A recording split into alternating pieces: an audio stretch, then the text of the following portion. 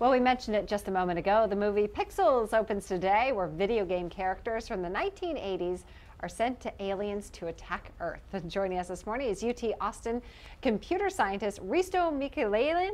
Is that close enough? Not close. It was not close. He's an expert in biologically inspired computation. Explain what that means.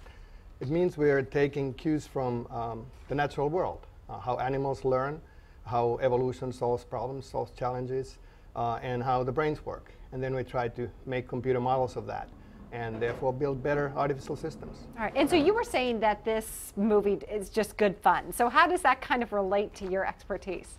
Well, games are good fun, but they can also serve as research platforms. So problems in the real world are generally too hard to attack directly. So what we do, we build simulations of them into games.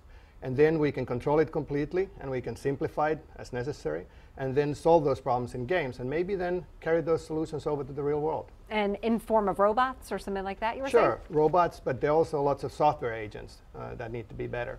And they also can come from games. All right, one of the things we see in the movie, they create this technology, voxels, that can change forms. What is a voxel?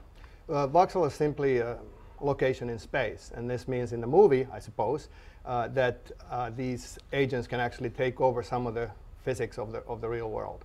Okay, sounds interesting. All right, and you've written an award-winning paper dealing with Miss Pac-Man. Talk about that. That's right. Yeah, it was a lot of fun. We tried to understand how you can build an intelligent Miss Pac-Man. And we discovered all kinds of interesting things. For instance, that it's necessary to spend almost all your resources on just 5% of the game, where it really matters. And that's something we didn't anticipate, but learning discovered that on its own. So now we have a Pac-Man player that's actually pretty good, not quite as good as the best human players yet, but plays very well. I bet students love taking your classes.